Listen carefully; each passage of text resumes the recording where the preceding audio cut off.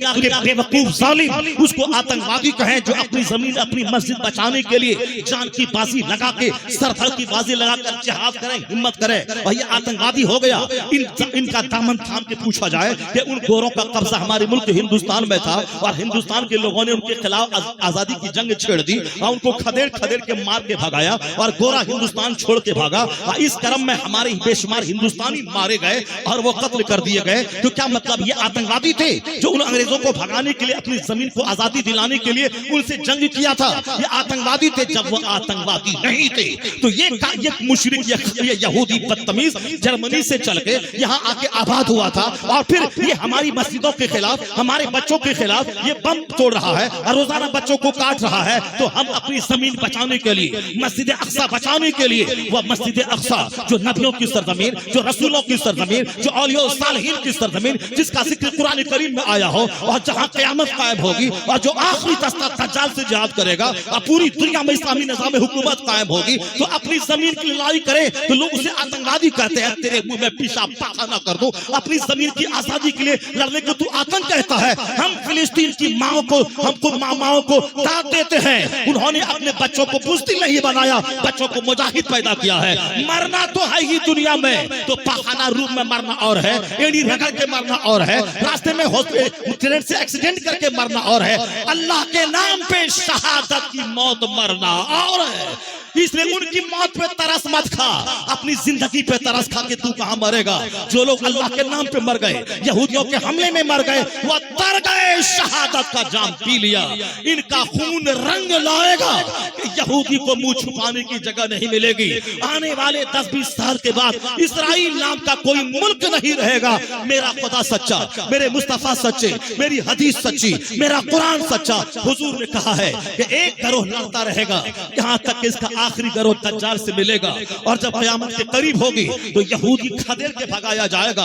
यहाँ तक कि किसी दरख्त की आड़ में कोई यहूदी छुप जाए तो यक़ूलु शजर, वह दरख्त बोलेगा यहाँ यहूदी है, उसे कत्ल करो। मुजाहिद उस पास जाएगा, या तो वह कलमा पढ़ के मोमिन होगा या फिर मुसलमान के हाथों कत्ल किया जाएगा। एक यहूदी जिंदा नहीं रहेगा, पूरी दुनिया में सिर्फ मोहम्मदी ही मोहम्मदी रहेगा। एक मजहब इस्लाम रहेगा, एक मसलक अहले सुन्नत व जमात, एक मसलक के अहले सुन्नत व जमात रहेगा। क्योंकि मेरा खुदा सच्चा, मेरे मुस्तफा सच्चे, मेरे रसूल सच्चे। अल्लाह कहता हुवल्लज़ी अरसला रसूलहु बिल हुदा व दीनिल हक लियुज़हिरहु अला दीन कुल्ली। वो अल्लाह है जो अपने रसूल को भेजा है हिदायत और हक के साथ भेजा है ताकि इस्लाम को सारे मज़ाहिब पे गालिब कर दे। इस्लाम मगलूब होने नहीं आया है, इस्लाम गालिब होने आया है।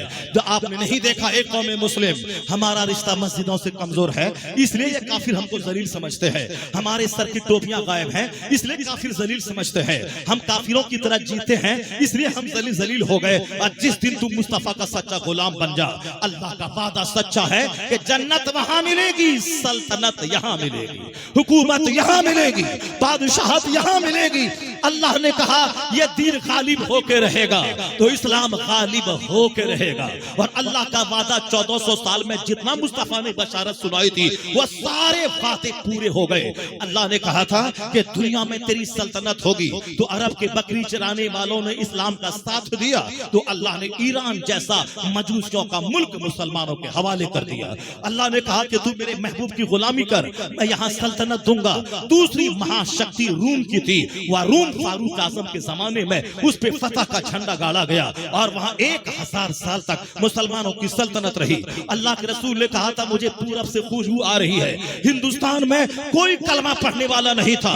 मोहम्मद इब्न कासिम 4000 अपने जवान सिपाहियों के साथ इंडिया में आया और राजा ताहिर के 2 लाख फौज से टकरा गए। तो अल्लाह ने क्या दिया, 1000 साल तक के लिए हिंदुस्तान की जमीन कलमा पढ़ने वालों के हवाले कर दिया। तुम सिर्फ घर से बाहर निकल, हिम्मत कर, मेहनत कर, फतह तो अल्लाह की तरफ से मिलती है, फतह अल्लाह की तरफ से मिलती है और जीत अल्लाह की तरफ से मिलती है। भीड़ भाड़ से जीत नहीं मिलती है। मोहम्मद इब्न कासिम का आना हमारे लिए हिंदुस्तान में पांव का जमना साबित हुआ।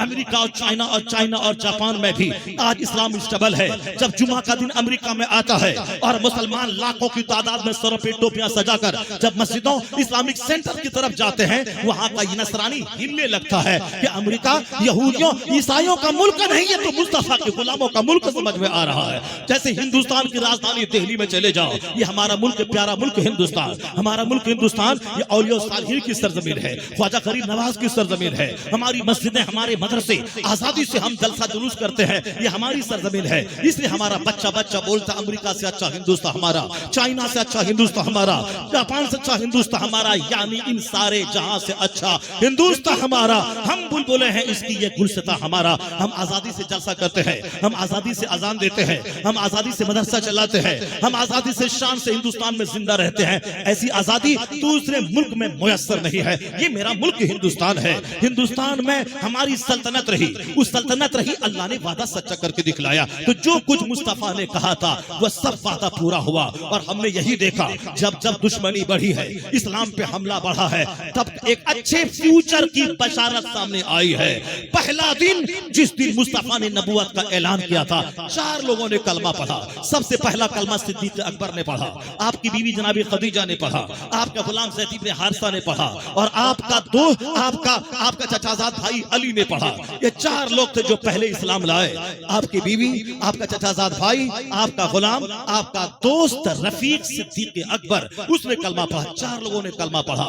कुछ लोग, कुछ दिन तक तो ये लोग आप छुपे रहे, लेकिन जब काफिरों को भनक लगी, ये 4 लोगों ने कलमा पढ़ा है और मोहम्मद इब्न अब्दुल्लाह ने नबूवत का ऐलान किया है। कहा मैं इसके खिलाफ दुश्मनी करूंगा, इसके खिलाफ मैं जंग छेड़ूंगा, नहीं पढ़ने दूंगा कलमा। आइए हमारे बुतों के खिलाफ एक तहरीक होगी, मैं इस तहरीक को नहीं चलने दूंगा, मैं तादाद घटा दूंगा। जब दुश्मनी बढ़ी, 40 लोगों ने कलमा पढ़ लिया। उसी 40 में एक अमीर हमजा थे, उसी 40 में एक उमर फारूक आजम थे। या 2 जबरदस्त ताकत इस्लाम की आगोश में आकर इस्लाम की ताकत को बढ़ा गई। या 2 जबरदस्त हस्तियां थी, एक उमर फारूक आजम की और अमीर हमजा की। उसके बाद लोग पागल हो गए, मक्का के कुफार पागल हो गए। जब पागल है, बोला मिटा दूंगा, इस्लाम मिटा दूंगा, इन्हें घर से बाहर कर दूंगा, कलमा पढ़ने वालों को फांसी के फंदे पे लटका दूंगा। 40 थे, जब बोला फांसी के फंदे पे लटका दूंगा, 4000 लोगों ने कलमा पढ़ लिया। उसके बाद दुश्मनी बढ़ी तो 4 लाख लोगों ने कलमा पढ़ लिया। हुजूर के विसाल के बाद लोगों ने कहा था ईंट से ईंट बच जाएगी, इस्लाम खत्म हो जाएगा। सिद्दीक अकबर के जमाने में इस्लाम और स्टेबल हुआ, फारूक के जमाने में और इस्लाम मजबूत हुआ, उस्मान के जमाने में और इस्लाम मजबूत हुआ, अली के जमाने में और इस्लाम मजबूत हुआ। यहाँ तक कि मुस्तफा का नवासा हुसैन जब कुंबाले के मैदान करबला गए और अपने बच्चों को कटा दिया रब के नाम पे, अपनी गर्दन कटा दी, तो उसका रिजल्ट ये निकला, जो इस्लाम अरब के जोग्राफिया में महदूद था, हुसैन के खून ने उस इस्लाम में गर्मी पैदा की। इस्लाम अरब से निकला, बादल बनकर पूरी दुनिया में छा गया। आज से 100 साल पहले कहा था इस्लाम मिटा देंगे, मस्जिद खत्म कर देंगे, उस वक्त मुसलमानों की तादाद 100 करोड़ थी। 100 साल के बाद आज 200 करोड़ कलमा पढ़ने वाला, जिनके नाम के साथ लफ्ज़ मोहम्मद जुड़ा हुआ है, मोहम्मद अहमद, मोहम्मद समर, मोहम्मद कमर, मोहम्मद जुनैद, मोहम्मद रेहान, मोहम्मद फला, ये 200 करोड़ मोहम्मदी फौज है। पता चला दुश्मनी बढ़ती जाती है, मुस्तफा के गुलामों की तादाद में इजाफा होता चला जाता है। आज यहूदी बम गिरा रहा है, 10,000 हमारे बच्चों औरतों को शहीद कर रहा है। ये तो शहादत का आला मकाम पा गए। शहीद सब नहीं होता, अल्लाह जिससे प्यार करता है उसे शहादत की मौत अता फरमाता है, वरना हम जैसे लोग तो जहां कहां मरेंगे वो तो अल्लाह ही को मालूम है। वो तो उन माओ की अजमत पे कुर्बान जाइए। 70 साल से जंग हो रही है, अगर कोई दूसरी माँ होती तो कह देती यहाँ पैदा होने का मकसद है बम में मर जाना, यहाँ पैदा होने का मतलब है इस्राएली फौजी के तलवार का शिकार हो जाना। इसलिए अब यहाँ नहीं, जॉर्डन चले जाते हैं, उर्दून चले जाते हैं, शाम चले जाते हैं। अगर हम हिंदुस्तानी जैसा जिगर वहां की औरतों को होता, अपने शोहर बच्चों को लेकर उर्दून चली जाती, शाम चली जाती, मगर उनके शोहर शहीद होते रहे। वह इसी उम्मीद पे औरतों ने फिलिस्तीन को नहीं छोड़ा कि मेरा ये बेटा नहीं, कम से कम आने वाली नस्ल कोई होगी जो सलाहुद्दीन अय्यूबी के नक्शे कदम पे चलेगी और किबले अव्वल फतह होगा। इसी आस में वह फिलिस्तीन नहीं छोड़ रही है। बच्चे शहीद हो रहे हैं तो शहीदों का खून गालिब आएगा। अब वक्त आ गया है, यहूदी जलील होके मारा जाएगा और इस्लाम की अजमत का झंडा पूरी दुनिया में लहराया जाएगा। اللہ سچا ہے، مصطفیٰ سچے ہیں. اور میں نے 1400 سال میں یہی دیکھا ہے، دشمنی جب جب بڑھی ہے تب تب مصطفیٰ کے غلاموں کی تعداد میں اضافہ ہوتا چلا گیا ہے. نور خدا کفر کی حرکت پہ خندزن، پھونکوں سے یہ چراغ بجھایا نہ جائے گا. صرف اپنی فکر کیجئے، آپ چھوڑ دیجئے فکر فلسطین کی، چھوڑ دیجئے فکر ہندوستان کے آنے والے الیکشن کی، چھوڑ دیجئے فکر چائنا اور جاپان کی. اپنی فکر کیجئے کہ اگر میں کل مر گیا تو میری زبان پہ کلمہ رہے گا کہ نہیں رہے گا. اگر میں کل مر گیا تو میں کل قبر میں کیا جواب دوں گا؟ من ربک ما دینک ما کنت تقول فی حق حاضر رجل. اس 3 سوال کا جواب میں کیا دوں گا؟ اگر میں کل میری موت آ گئی تو میری زبان پہ کلمہ رہے گا یا میرے منہ میں گٹکا کا تھوک بھرا ہوا رہے گا؟ کس حال میں مروں گا؟ اس لیے موت تو کسی بھی ٹائم آ رہی ہے، اور موت تو آج کل زیادہ آ رہی ہے. بوڑھے لوگ کم مر رہے ہیں، جوان زیادہ مر رہے ہیں. اس لیے جوان اس انتظار میں نہ رہے کہ میں 80 سال میں نیک بن جاؤں گا، کیونکہ نیک 80 سال بننے نہیں دے گی زندگی. موت نہیں چھوڑے گی، کل ہی موت آ جائے گی. اس لیے جو غیر ضروری چیزیں ہیں ان ساری چیزوں کو چھوڑ دیا جائے. اپنی زبان کو ہمیشہ پاک رکھا جائے، کلمہ شریف جاری رکھا جائے، ہمیشہ کلمہ پڑھے، ہمیشہ درود پڑھتے رہے، تاکہ جس وقت موت آنی ہے آ جائے. چاہے یہودی کا بم گرے شہید مر جاؤں یا پھر اپنی نیچرل موت سے مرو تو پھر حالت ایمان میں مروں، زبان پہ کلمہ جاری رہے اور جنت کا میں حقدار بن جاؤں. زبان پہ گٹکا نہ رہے، زبان پہ بیڑی نہ رہے، زبان پہ سگریٹ نہ رہے، زبان پہ تمباکو نہ رہے. جتنی بھی غیر ضروری چیزیں ہیں ساری چیزوں کو تیاگ دیجیے. حضور نے فرمایا ہے من حسن اسلام المرء ترکہ ما لا یعنی ایک مومن کے اسلام کا حسن یہ ہے غیر ضروری چیزوں کو چھوڑ دے. unnecessary چیز، ارتھ ہین چیز، بے معنی چیز، یعنی جس کا کوئی مطلب نہیں ہے. اگر زیادہ ہمیشہ کھانے کا شوق ہے تو پستہ اور کاجو اپنی جیب میں رکھا کرو. جہاں منہ چلانے کی فکر ہو تو تھوڑا کاجو ڈال لے، کشمش ڈال لے، پستہ ڈال لے، طاقت بھی بنے گی. بہت زیادہ دیر تک منہ بھی نہیں چل پائے گا اور منہ سے پاخانے کی بدبو کی طرف بدبو بھی نہیں آئے گی، منہ صاف رہے گا. اور جہاں موت سامنے آنے والی ہو، چاہے جہاز میں، چاہے ٹرین میں، چاہے راستہ چلتے گر کر، تو زبان پہ کلمہ فوری جاری ہو جائے. اور جو صبح شام روزانہ 200-400 بار کلمہ پڑھے گا، اگر ہل چلاتے ہوئے موت آنے لگی، وہاں ماں باپ بھائی بہن کوئی نہیں ملا کہ کلمہ اس کو یاد دلا دیں، تو جس اللہ کا نام تو لیتا ہے اس اللہ کا فرشتہ جب دیکھے گا تو مر رہا ہے تو تیری زبان پہ کلمہ جاری کر دے گا. اور جہاں لا الہ الا اللہ پڑھا اور مرا دخل الجنہ، جنت میں داخل ہو گیا. یہی سرکار غوث اعظم کی زندگی مجھ کو کہتی ہے، یہی غوث اعظم کی زندگی مجھ سے پیغام دیتی ہے. سرکار غوث اعظم خطاب کر رہے ہیں، چونکہ بہت بڑے عالم تھے غوث اعظم، انہوں نے علم حاصل کیا. وہ تو مادرزاد ولی تھے، ماں کے پیٹ سے ولی ہی بن کے پیدا ہوئے تھے. سرکار غوث اعظم جب ولی پیدا ہوئے تھے تو اس سے بغداد جانے کی کیا ضرورت تھی؟ اسے 25 سال تک علم حاصل کرنے کی کیا ضرورت تھی؟ اسے 40 دن تک سوکھی روٹی کھا کر بھوکا پیاسا رہ کر پڑھنے کی کیا ضرورت تھی؟ غوث اعظم کو تو اس وقت سے ولی تھے جب وہ ماں کے پیٹ سے پیدا ہوئے. رمضان کی پہلی تاریخ تھی، پورا رمضان غوث اعظم نے دودھ ماں کا نہیں پیا. 2-4 دن تو ماں کو سمجھنے میں لگ گیا کہ بیٹا میرا دودھ کیوں نہیں پی رہا ہے. 2-4 دن کے بعد جب پتا چلا یہ رات میں تو دودھ پیتا ہے اور دن میں صبح صادق سے لے کے غروب آفتاب تک یہ دودھ نہیں پیتا ہے، تب ماں سمجھ گئی کہ میرا بیٹا رمضان میں روزہ رکھ رہا ہے. سبحان اللہ، ذرا زور سے بولو سبحان اللہ، ہاتھ اٹھا کے بولو لا الہ الا اللہ. میری ماں بہن بیٹیاں غور سے سن لے، کیا تیرا بیٹا کیسا ہے؟ اس لیے کہ ماں کا اثر بیٹے پہ ہوتا ہے، اب باپ کا اثر بیٹے پہ ہوتا ہے. آج آپ آ جائیں پیر صاحب کے پاس تعویذ لینے کے لیے، ٹھیک ہے پیر صاحب تعویذ دے دیں گے، مگر تعویذ کا جزوی پارشل اثر ہوتا ہے، کلی اثر نہیں ہوتا ہے. تعویذ سے سارا کام نہیں ہوتا ہے. اگر ہم نے لگایا ہے آم کا پیڑ اور اس میں 1 لاکھ تعویذ باندھ دے اور یہ کہے کہ یہاں سے ناشپاتی نکل جائے، نہیں ہوگا ایسا. یہاں سے اخروٹ نکل جائے، نہیں ہوگا ایسا. ہندوستان میں جتنے پیر ہیں 1 لاکھ پیر، اور سب سے تعویذ لا کے باندھ دیا جائے 1 لاکھ تعویذ اور کہا جائے کہ آم کا پیڑ ہے یہاں سے سیب نکلے گا، اللہ کی قسم نہیں نکلے گا. اگر کوئی اللہ کا ولی نکال دے تو وہ کرامت ہے، اور کوئی نبی نکالتے تھے تو وہ معجزہ ہے. تو معجزہ عادتاً نہیں ہوتا ہے، عادت کے خلاف جو ہو وہ معجزہ ہے. اگر نبی عادت کے خلاف کوئی کام کرے یعنی خر کے عادت کے طور پر تو وہ معجزہ معجزہ ہے. جیسے انگلی کی کھائی سے پانی کا چشمہ جاری نہیں ہوتا ہے, جنرلی عادتاً جاری نہیں ہوتا ہے. آسمان سے بارش برستا ہے, سمندر سے پانی نکلتا ہے, زمین سے پانی نکلتا ہے, یہ انگلی سے پانی نہیں نکلتا ہے. مگر حضور نے دیکھا 1400 جانثار پیاسے ہیں اور سب پریشان ہیں, تو سرکار نے پانی کا پیالہ مانگا, اس میں انگلی ڈال دی. پھر کیا تھا, انگلی کی کھائیوں سے پانی کا چشمہ پھوٹ پڑا. سارے صحابہ نے پانی پیا, وضو کیا اور پانی کو برتن سے بھر لیا. پوچھا گیا جناب جابر سے کہ کتنے لوگ تھے؟ کہا ہم لوگ اگر 1,00,000 بھی ہوتے تو وہ پانی ہمارے لیے کافی ہو جاتا. یہ ہے معجزہ مصطفیٰ کا. یہ عادتاً یہ کام نہیں ہوتا ہے کہ انگلی سے پانی نکل جائے, پر حضور نے نکالا. یہ معجزہ ہے. یہ معجزہ اس بات کی دلیل ہے کہ مصطفیٰ اللہ کے نبی ہے, تو نبوت کی دلیل ہے یہ معجزہ. عادتاً ایسا نہیں ہوتا ہے. اگر اللہ کے ولی کسی سوکھے پیڑ سے کھجور نکال دے تو یہ کرامت ہے. عادتاً ایسا نہیں ہوتا ہے. عادتاً کیا ہوتا ہے, آم کے پیڑ سے آم نکلتا ہے, کھجور کے پیڑ سے کھجور نکلتی ہے, سیب کے پیڑ سے سیب نکلتا ہے, گیہوں کے دانے سے گیہوں نکلتا ہے, دھان کے دانے سے دھان نکلتا ہے. یعنی جیسی زمین ویسی فصل, جیسا درخت ویسا پھل. ماں زمین کے مانند ہے, اب باپ زمین میں بیج ڈالنے والا ہے. اگر بیج ہے ناکارا تو فصل پنجر پیدا ہوگی. اگر زمین ہے جلی ہوئی تو فصل نہیں پیدا ہوگی. اگر زمین ہے ادھکچری تو فصل ادھکچری پیدا ہوگی. اس کو یاد رکھ لے میری ماں, تو ہے فصل. باپ کے پیٹ میں بچہ نہیں رہتا ہے, ماں کے شکم میں بچہ رہتا ہے.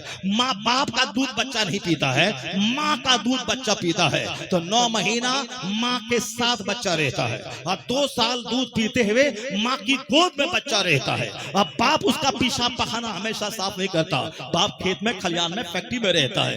اور یہ ماں ہے جو 5 سے لے کے 10 سال تک اپنے بچوں کی نرس کی طرح خدمت کرتی ہے.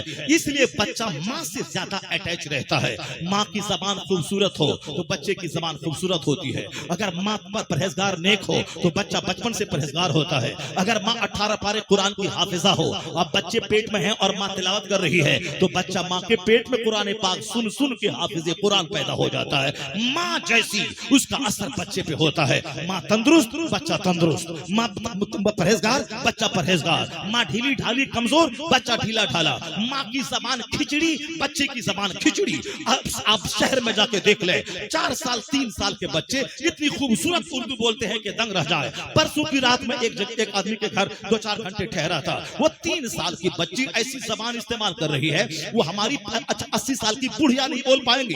یہ بڑھیا بولے گی میں جا رہا ہوں, میں کھا رہا ہوں, وہ آیا تھا, وہ اب آئی تھی, میں جاتی ہوں, میں کھاتی ہوں, میں پیتی ہوں, دال پتلی ہے, روٹی اچھی ہے, چاول اچھا نہیں ہے. یہ ساری باتیں وہ 3 سال کی بچی جو تذکیر و تانیث کا استعمال کر رہی تھی, میں دنگ رہ گیا. ان کا باپ تو گونگا لگ رہا تھا. میں نے کہا اس چھوٹے سے وجود میں اتنی زبردست زبان کہاں سے جاری ہوئی. میں نے اس کے باپ سے پوچھا کہ تمہاری بیوی کہاں تک پڑھی لکھی ہے اور تمہاری بیوی کہاں کی ہے؟ یہ سارا کمال تمہاری بیوی کا ہے, کیونکہ بچہ زیادہ ماں سے اٹیچ رہتا ہے.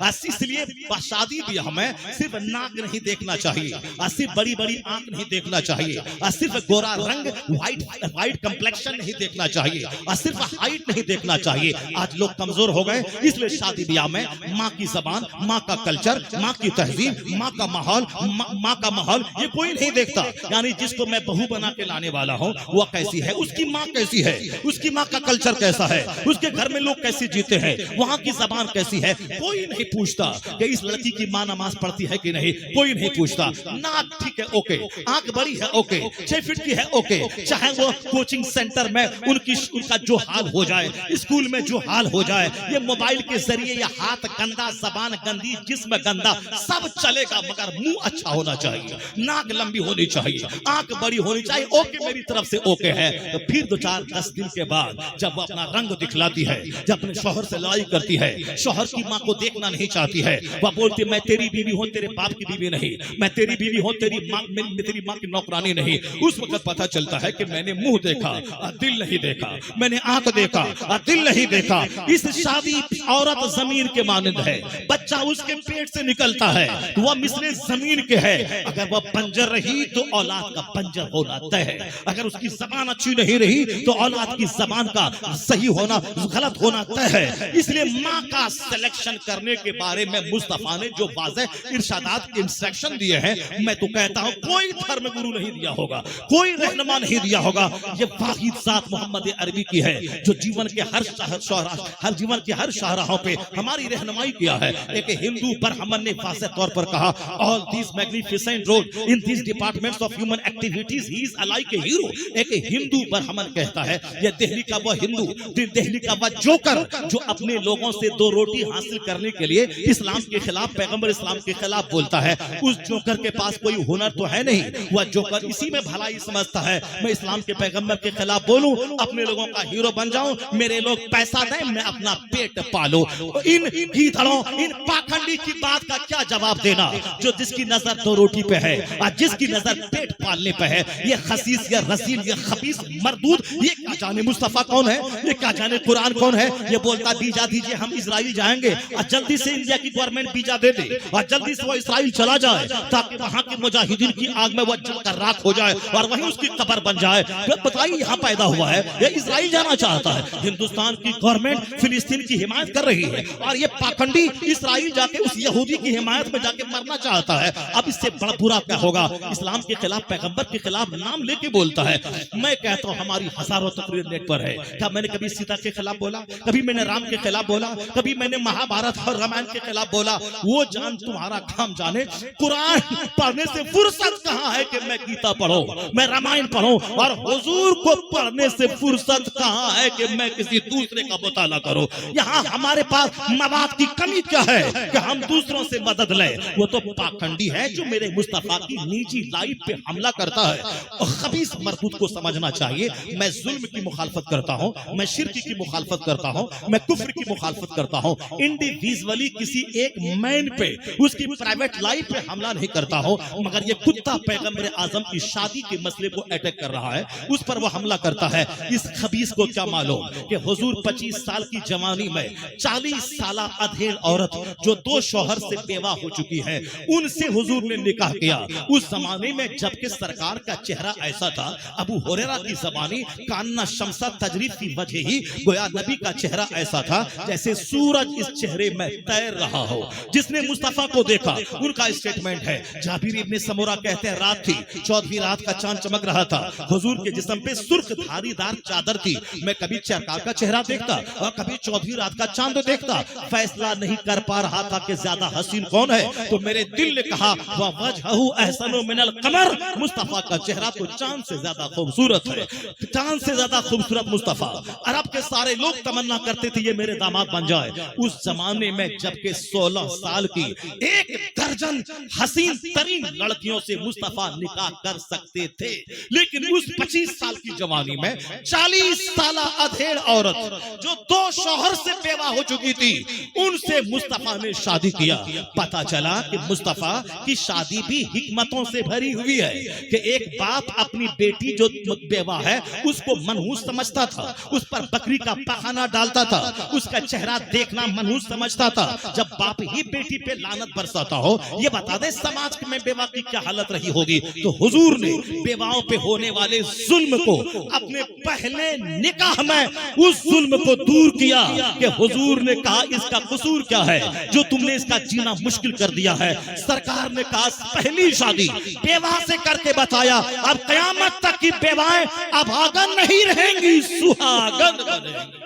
तो हुजूर ने पहली शादी 40 साल अधेड़ औरत से किया। कब? जबकि चेहरे पे जैसे सूरज तैर रहा हो, 14वीं रात का चांद भी हुजूर के चेहरे की खैरात ले रहा हो। ये सारी बातें हदीस में मौजूद हैं। और जब उम्र 50 साल से ज्यादा हो गई, 50 साल से ज्यादा जब उम्र हो जाती है तो नेचुरली तबई तौर पर शादी की ख्वाहिश आदमी की कमजोर हो जाती है। मगर जरा देखें सरकार अलैहिस्सलाम पे 50 साल की उम्र के बाद बाकी सारी शादियां जो 10 सारी शादियां हैं सब 50 साल की उम्र के बाद है। अब जब वो शादी हुजूर कर रहे हैं तो कोई सारी औरतें बेवा है, सिर्फ एक खातून है 9 साल की जो सैयदा आयशा है जो कुंवारी है।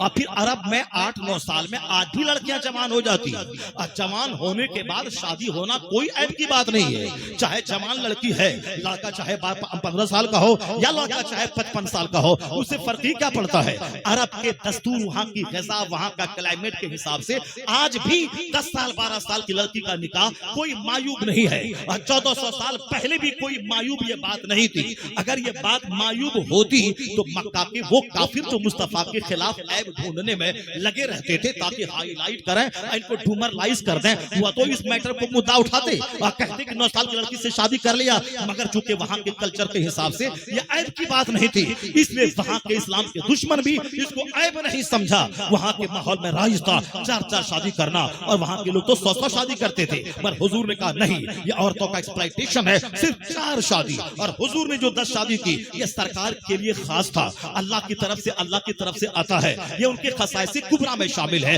तो हुजूर ने बाकी सारी शादी 50 साल के बाद की। किससे की? जो अधेड़ उम्र की थी, जो बेवा थी, जो जिनका शौहर का इंतकाल हो गया था, जो तलाकशुदा थी। इन तलाकशुदा औरतों को, इन बेवाओं को संरक्षण मुस्तफा ने दिया है। और सुन ले क्यों दिया है। आज भी जब 2 खानदान की दुश्मनी की आग बुझानी हो तो वहां शादी इंपॉर्टेंट रोल अदा करती है। जैसे 2 भाई आपस में दुश्मनी कर रहे हैं तो समाज वाले मिलकर इनकी बेटी उनका बेटा दोनों से निकाह करवा देते हैं, तो निकाह की बदौलत दुश्मनी की आग ठंडी हो जाती है। तो रिश्तेदारी की वजह से दुश्मनी की आग बुझ जाती है। ये हाल अरब में भी था और आज भी है। रिश्तेदारी कायम होने से जंग की आग बुझ जाती थी। जो लोग इस्लाम को नहीं समझते थे, हुजूर के कत्ल का प्लान बनाते थे, इस्लाम मिटा देंगे, इस्लाम के पैगंबर को मिटा देंगे, कत्ल का प्लान बनाते थे। जब उनके खानदान की बेवा मुस्तफा से निकाह कर लेती थी और हुजूर के हरम सरा में आ जाती, फिर यहाँ से लौट के जब अपने खानदान वालों को उनकी बेटियां मुस्तफा के अखलाक की कहानी सुनाती थी, जो गलत फहमी में थे उनकी बेटी की ज़बानी हुजूर के अखलाक की कहानी सुनकर वो सब मुस्तफा से इम्प्रेस्ड हो जाते थे। तलवार न्याम में डालकर सारा खानदान कलमा पढ़कर मुस्तफा का गुलाम हो जाता था। ये है मुस्तफा की शादी की हिकमत कि एक बेवा खातून से शादी की और सारा खानदान उस रिश्तेदारी की वजह से मुस्तफा का गुलाम बन जाता था और कलमा पढ़ के मुशर्रफ इस्लाम हो जाता था और जहादत और शिर्क की कीचड़ से वह नजात हासिल करता था। खालिद इब्ने वलीद सैफुल्लाह अल्लाह की तलवार है। और मालूम है ये तलवार कौन थे? ये वही तलवार थे जो मैदान ओहद में मुसलमानों के खिलाफ जंग को पेचीदा बनाया और 70 सहाबा शहीद हो गए। ये वही खालिद इब्ने वलीद थे जो सैफुल्लाह अल्लाह की तलवार बाद में हुए। यानी बड़ी जंगी महारत रखते थे, बड़े जबरदस्त तीर अंदाज थे और जहालत के जमाने की सारी जंगों के वह सिपह सालार कमांडर इन चीफ थे। इतना बड़ा सिपह सालार मुस्तफा के कब्जे में कैसे आ गया? उनकी फूफी हजरत मैमूना मुस्तफा के निकाह में आई और जब देखा कि मेरी फूफी सरकार की बीवी हो गई और मुस्तफा के अखलाक की कहानी फूफी की ज़बानी सुनी तो फौरन वो खालिद इब्ने वलीद हुजूर के पास आए, कलमा पढ़ के मुस्तफा के गुलाम हो गए। वह सैफुल्लाह अल्लाह की तलवार बने। अब तो समझ में आ गया होगा कि हुजूर की शादी की हिकमत क्या है।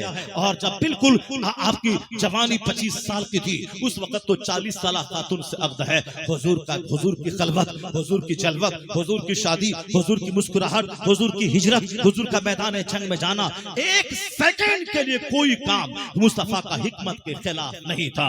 ये बंदर क्या जाने, ये छुछंदर क्या जाने मुस्तफा क्या है। ये डॉक्टर राम के लिए सुनाओ, ये हिंदू है मगर अकलमंद हिंदू। ये कहता है all this magnificent role in this departments of human activities he is alive a hero. वह कहते मानव जीवन के हर क्षेत्र में हुजूर ने जो योगदान दिया है, हमारी रहनुमाई की है, उसको देखकर कहा जा सकता है इस पृथ्वी का लाजवाब इंसान कोई है तो मोहम्मद है। अरबी की जाति के रावी ये बरहम, ये राम कृष्ण ये कह रहे हैं। और हमारे बच्चे जो इस्लाम नहीं समझते हैं, इस्लाम नहीं पढ़ते हैं, ये हमारे बच्चे कहते हैं हमारा मुस्तकबिल तारीख है, आने वाले फ्यूचर में क्या है। तुम ज्यादा बहस मत करो कि 2024 में क्या होने वाला है, कल मरोगे कब्र में क्या होगा उसकी तैयारी करो। मैदान महशर में 500 साल के बराबर पुल सिरात का रास्ता है, वह जहन्नम के ऊपर में है, पुल सबको गुजरना पड़ेगा। नेकी है एक, गुनाह है 1 करोड़। कैसे इंसान पे तेरी नेकी बदी तौली जाएगी, उसकी फिक्र करो। बाकी 2024 में क्या होगा, आने वाले 10 साल के बाद क्या होगा, छोड़ दे। यह दुनिया अल्लाह की है। अल्लाह रब्बुल इज्जत दुनिया को कई करोड़ों साल पहले पैदा किया है, और दुनिया कैसे चलेगी यह दुनिया पैदा करने वाले को मालूम है। वो उसका काम है, कुलिल्लाहुम्मा मालिकल मुल्क तुतिल मुल्क मन तशा व तंज़िउल मुल्क मिम्मन तशा व तुइस्सु मन तशा व तुज़िल्लु मन तशा बियदिकल खैर इन्नका अला कुल्लि शैइन कदीर। सारे बादशाहों का बादशाह है वह खुदा, जिसे चाहता है सल्तनत देता है और जिससे चाहता है छीन लेता है। तो सल्तनत देने वाला अल्लाह, सल्तनत छीनने वाला अल्लाह। तो दुनिया चलाना अल्लाह का काम है, इबादत करना ये हमारा काम है। हम अपना काम करें, खुदा अपना काम कर रहा है। अगर तू अपना काम करेगा और तू नेक बना तो तेरा हाकिम भी अल्लाह मुत्तकी तुझ पर मुसल्लत कर देगा। और जब रियाया नेक होती है तो इसका हाकिम भी अल्लाह परहेजगार बनाता है। क्योंकि हमारे हालात खराब हो गए, पढ़ा लिखा बेपढ़ा सब एक ही तरह की सोच रख रहा है। यही वजह है कि दुनिया में घर में मुसीबत, घर में आग लगी है, बीवी से और शौहर में तकरार, औलाद वालिदैन में तकरार, पड़ोसी पड़ोसी में तकरार, गांव गांव में तकरार, मोहल्ले मोहल्ले में तकरार, बिरादरी बिरादरी में तकरार। घमंड ने सबको तबाह बर्बाद किया। मैं शेख, मैं पठान, ये जोलाहा, ये नदाब, यानी जंग है हर जगह। जिस जंग को इस्लाम ने मिटाया है और हमारे लोग बदअमली के शिकार हैं। ये फ्यूचर के बारे में फिक्रमंद है। इस्लाम का फ्यूचर खतरनाक है।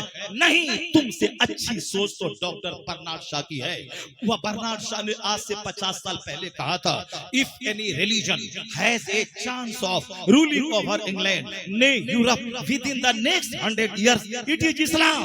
बर्नार्ड शॉ क्रिश्चियन, पढ़ा लिखा आदमी, हिंदुस्तान के सारे कॉलेज में उनकी चलती है किताब, हर यूनिवर्सिटी में उनकी किताब, जहां इंग्लिश लिटरेचर है बर्नार्ड शॉ की किताब है।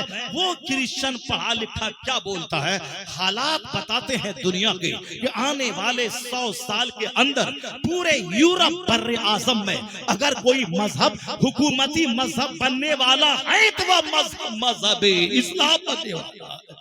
इस्लाम का मुस्तकबिल रोशन है, इस्लाम का फ्यूचर ब्राइट है।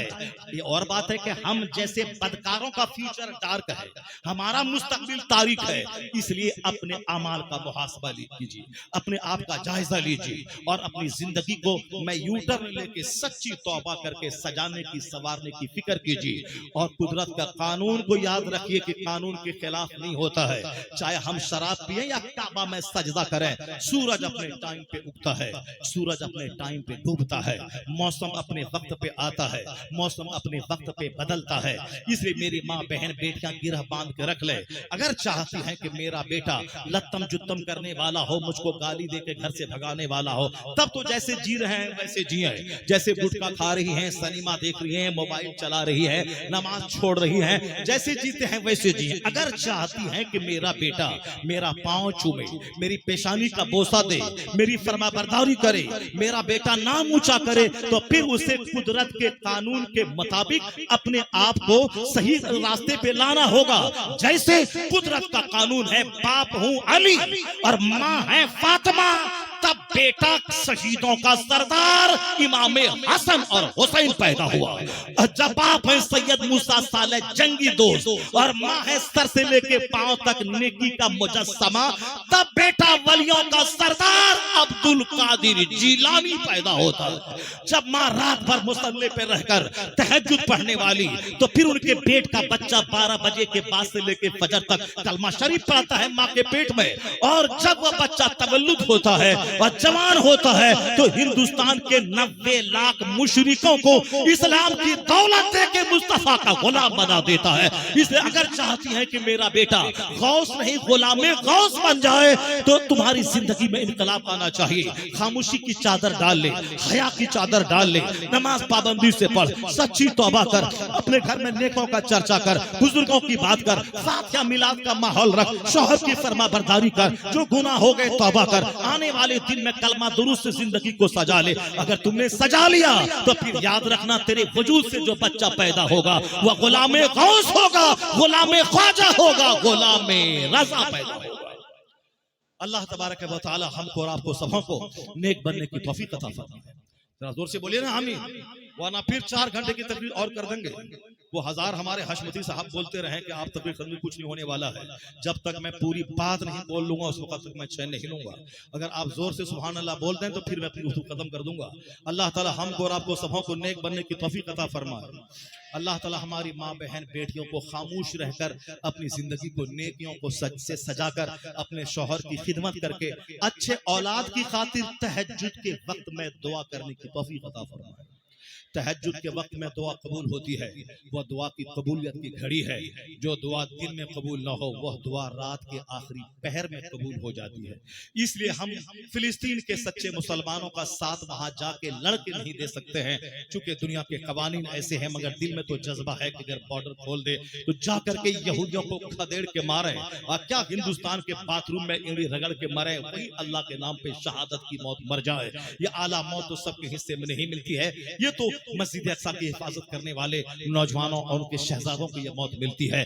مگر ہمارے پاس ایک چیز ہے جس سے ہم فلسطینیوں کی مدد کر سکتے ہیں، اور یہودی اور ذلیل خبیث مردود کو ہم یہودی خبیث مردود کو ہم اپنے سے نقصان پہنچا سکتے ہیں. وہ یہی ہے کہ ہم ان کے لیے رات کے وقت میں تہجد کی نماز پڑھنے کے بعد رو رو کر رب سے دعا مانگے، الہی تو یہودیوں کو تباہ و برباد کر دے، مصطفیٰ کے غلاموں کو فتح و کامرانی سے ہمکنار کر دے، اور ہمارے بچوں ہماری عورتوں پہ جو مصیبتیں آئی ہیں ان مصیبتوں کی آگ کو بجھا دے. توبہ ہندوستان کے اس جھالیدہ میں ہوگی، اس کا پوزیٹیو اثر فلسطین میں محسوس ہوگا. اس لیے تم سجدہ بڑھا دے، توبہ بڑھا دے، یا بول کہ پوری دنیا کا مسلمان ایک مکان کے اینٹ کے سامان ہے، میں نماز چھوڑتا ہوں اسی لیے میرا بھائی سنکٹ میں ہے، میں قرآن نہیں پڑھتا ہوں اسی لیے میرا بھائی سنکٹ میں ہے، میں تاڑی شراب پیتا ہوں اسی لیے میرا بھائی سنکٹ میں ہے. یا اللہ اب میں توبہ کرتا ہوں، شراب نہیں پیوں گا، تاڑی نہیں پیوں گا، جوا نہیں کھیلوں گا، ایک دوسرے کو قتل نہیں کروں گا، لڑکی بازی نہیں کروں گا، عشق بازی نہیں کروں گا، میں گھوم کے دوسروں کی بیٹی کو نہیں تاکوں گا جاکوں گا، اپنے منہ پہ گٹکا 24 گھنٹے نہیں رکھوں گا، میں نماز پڑھوں گا، میں کلمہ پڑھوں گا، میں درود پڑھوں گا، میں تہجد پڑھوں گا. سچی توبہ آج کر، تیری دعا یہاں سے چلے گی، اسرائیل کی آگ بجھے گی، یہودی مارا جائے گا، مسلمان فتح کناری سے ہمکنار ہو جائے گا. ہمارے پاس زبردست طاقت ہے وہ دعا کی، اور وہ دعا موبائل دیکھ کر چو کر کے قبول نہیں ہوتی ہے. دعا کی قبولیت کی گھڑی ہے تہجد کا وقت، دعا کی قبولیت کی گھڑی ہے رات کا آخری پہر. اور سچی توبہ مسجدیں ویران رہیں گی، رحمت الہی کا نزول نہیں ہوگا. مسجد کو آباد کرنا ہوگا، تلاوت اور عبادت سے کام لینا ہوگا، اپنی زندگی کو نیکی کے سانچے میں ڈھالنا ہوگا. ادھر توبہ کریں، ادھر اللہ رب العزت تو ایک سیکنڈ میں دنیا کو آباد کرنے والا، ایک سیکنڈ میں دنیا کو زمین میں دھسانے والا، وہ تو کن کہتا ہے فیکون ہو جاتا ہے. نہیں دیکھا آپ نے زلزلہ آیا افغانستان میں 15 دن پہلے، گاؤں کا گاؤں زمین میں دھس گیا. سونامی کا طوفان آیا، لاکھوں لوگوں کو نگل کے سمندر میں چلا گیا. ترکی کا زلزلہ لاکھوں لوگوں کو لے کے زمین میں چلا گیا. سیلاب آتا ہے بہار میں، ہزاروں لاکھوں کو اجاڑ کے چلا جاتا ہے. پل پل میں دنیا کی مصیبتیں ہیں. اللہ تعالیٰ چھوٹ دیا ہے ان یہودیوں کو تاکہ مسلمانوں کو ان کی بد عملی کی سزا ملے. تاتاریوں نے جب بغداد کو لوٹا تو 70,000 مسلمانوں کو قتل کر کے کھوپڑی کی مینار بنا کر بیٹھ کے شراب پیا تھا. یہ مسلمانوں کی بد عملی کی سزا تھی. جب یہ لوگ مسجدوں میں لڑ رہے تھے، مدرسے میں لڑ رہے تھے، خانقاہوں میں صرف کھا رہے تھے، سو رہے تھے، اور طوائفوں کی ناچ نچوا گھر میں نچوا رہے تھے، شراب کے جام پی رہے تھے. جو اسلام نے زنا، شراب، سود کو مٹایا ہے، مسلمان اسی چیزوں کو اپنا فیوریٹ بنا کے رکھا تھا. اللہ نے تاتاری کافر کو مسلط کیا، بغداد میں اتپات مچا دی، تباہی مچا دی. غوث پاک کی قبر وہاں موجود تھی، تباہی مچا دی. یہاں تک کہ 70,000 لوگوں کی کھوپڑی کاٹ کے مینار بنا کے تاتاریوں نے شراب پیا اور بولا اب دوبارہ بغداد کبھی راجدھانی میں تبدیل نہیں ہوگا، یہ شہر آباد نہیں ہوگا. جب اللہ نے بدکار مسلمانوں کو سزا دے دی، جو لوگ بچے تھے رات کے وقت میں خانقاہوں میں بیٹھ کر رونے لگے، توبہ کرنے لگے، اور دوسری طرف کافر بولا اب بغداد آباد نہ ہوگا، تو اللہ نے پھر کہا تم کون ہے بولنے والا کہ آباد نہیں ہوگا. اللہ رب العزت جب کسی بندے کو سنتا ہے تو بولتا اللہ تجھ کو معاف نہیں کرے گا، تو اللہ کہتا کہتا ہے تو ہے کون بولنے والا کہ اللہ اس کو معاف نہیں کرے گا؟ لے جاؤ، اللہ اس کو معاف کیا اور اس کا گناہ تجھ پہ ڈال کے تجھ کو جہنم میں پہنچا دیا۔ اس لیے خبردار ایسا مت بولنا کہ ایسا نہیں ہوگا ویسا نہیں ہوگا۔ جب تاتاری کافر بولا دوبارہ بغداد آباد نہیں ہوگا۔ اب بدکار مسلمانوں کو سزا مل گئی اور جو بچے تھے رونے دھونے توبہ کرنے لگے تو اللہ نے ان کی دعا سن کر اور ان مغرور تاتاریوں کا یہ جملہ کہ بغداد دوبارہ آباد نہ ہوگا اس کا گمان غلط ثابت کرنے کے لیے غوث اعظم کے خاندان کا ایک شہزادہ تاتاری پہلوان کو اسلام کی دعوت دی۔ بات طاقت کا آئی تو ایک تماچا تاتاری پہلوان کی کھوپڑی اڑا دی۔ وہ نحیف لاغر دبلا پتلا روحانی طاقت کے تاجدار غوث اعظم کے شہزادے کے تماچے کی تاب وہ نہیں لا سکا۔ پھر کیا ہوا؟ تاتاری کا بڑا فوجی جرنل اس روحانی شخصیت کی طاقت کو دیکھ کے کلمہ پڑھ کے مومن ہوا۔ اب جو بغداد کو اجاڑا تھا وہی کلمہ پڑھ کے پھر بغداد کو آباد کیا، ایسا آباد کیا کہ پھر ویسی بربادی کبھی بغداد کے حصے میں نہیں آئی۔ تو دنیا چلانے والا اللہ، میں برا ہوتا ہوں، مجھ پر برا حاکم مسلط ہوتا ہے، اور جس دن میں نیک بن جاتا ہوں وہی برا کلمہ پڑھ کر اسلام کی تحریک کا حصہ بن جاتا ہے۔ نور خدا کفر کی حرکت پہ خندہ زن، پھونکوں سے چراغ بجھایا نہ جائے گا۔ اس لیے اپنی ذمہ داری پہ نظر رکھیے، جس کام کے لیے آپ پیدا ہوئے ہیں اس کام پہ نظر رکھیے۔ جو دنیا کا سنچالن کرنا اللہ کا کام ہے وہ اللہ پہ چھوڑ دیجئے۔ اللہ تبارک و تعالیٰ کو ناراض کرنے والا کام نہ خود کریں نہ اپنی بیویوں اور بچوں کو کرنے دیں۔ پھر اللہ تبارک و تعالیٰ تو صرف آنسو دیکھنا چاہتا ہے کہ میرے بندے روئیں، میرے بندے دھوئیں، اس کا دل سافٹ ہو جائے۔ پھر اللہ رب العزت رحمتوں کی بارش برساتا ہے، وہی بنجر زمین بالکل ہری بھری فصل پیدا کرنے کے لائق بن جاتی ہے۔ اللہ تبارک و تعالی ہم سبوں کو سرکار غوث پاک کے غلاموں میں قبول فرمائے۔ ذرا زور سے بولیں نا آمین۔ اللہ تعالی ہمیں غوث پاک کی پیروی کی توفیق عطا فرمائے۔ اللہ تعالی ہمیں اپنے گھر میں غوث اعظم کا چرچا کرنے کی توفیق عطا فرمائے، اور 11ویں کے مہینے میں ہمیں جھوٹ بولنے سے سچی توبہ کی اللہ توفیق عطا فرمائے۔ حلال کا 1 روپیہ حرام کے 1 کروڑ سے بہتر سمجھنے کی توفیق عطا فرمائے۔ سچ بول کر 5 کمانا، جھوٹ بول کر 5 کروڑ سے بہتر اس 5 کو سمجھنے کی توفیق عطا فرمائے۔ اللہ تعالیٰ اس مجلس کو قبول فرمائے۔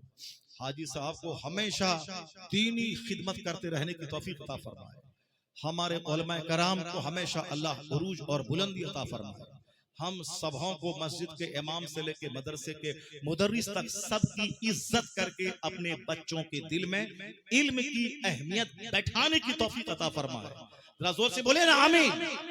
میرے ساتھ مل کے پڑھیے ہاتھ اٹھا کے لا الہ الا اللہ، اور زور سے لا الہ الا اللہ، اور زور سے لا الہ الا اللہ۔ بولیے استغفر اللہ ربی من کل ذنب و اتوب الیہ، لا الہ الا اللہ محمد رسول اللہ صلی اللہ تعالی علیہ وسلم۔ کتنا ٹائم ہو گیا؟ کتنا ٹائم ہوا؟ یہ ہمارا ہے 2:26 ہو گئے، 2.5 گھنٹہ ہو گئے۔ 2.5 گھنٹے کے اندر میں نے کوئی ایک لطیفہ بولا؟ ایک لطیفہ میں نے بولا؟ ذرا بولے نا زور سے، لطیفہ میں نے بولا؟ کوئی کامیڈی میں نے سنائی؟ کوئی میں نے قصہ کہانی سنائی بغیر سر پیر کی؟ صرف میں حدیث پڑھا، قرآن پاک کی آیت پڑھا، زندگی سنوارنے والی بات میں نے کیا ہے۔ تو آپ کا 2.5 گھنٹہ کیسے گزر گیا پتہ چلا آپ کو؟